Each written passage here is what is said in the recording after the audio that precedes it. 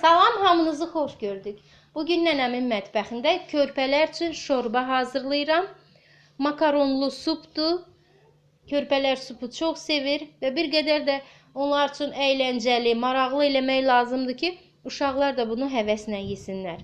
Bugün mən marketdən belə bir makaron aldım. Ulduz formalı, çiçək formalı makaronlardır. Və fikirləşdim ki, elə Fatimə ilə Şakir üçün dadlı bir sup hazırlayım. Bunu da sizinlə paylaşmaq istədim.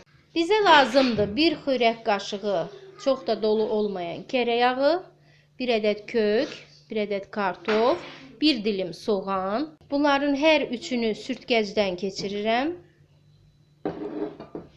Biraz çəkilmiş ət lazımdır küftə hazırlamaq üçün.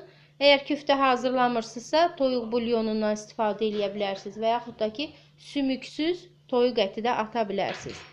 Duz zövqə görədir, biraz sarı kök və 1-2 tel göyərti atacağım.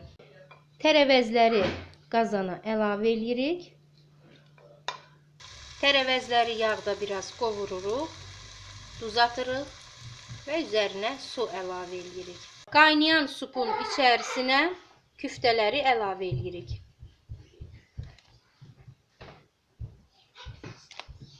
Küftələr 5-10 dəqiqə qaynadıqdan sonra içərisinə makaronu əlavə edirik. Qarışdırırıq. Artıq körpələr üçün çox dadlı, vitaminli makaronlu şorbamız hazırdır. Həm faydalı, xeyirli qidadır körpələr üçün, həm də zövqlə yeyə biləcəkləri bir yeməkdir. Üzərinə xırda doğranmış keşniş və yaxud şüyüd səpə bilərsiniz. Hazırlayın siz də, hazırlayan hər kəsə nuş olsun. Ruziniz bol, bərəkətli olsun. Videonu bəyəndinizsə like edin, kanalı izləməyi unutmayın. Sağ olun.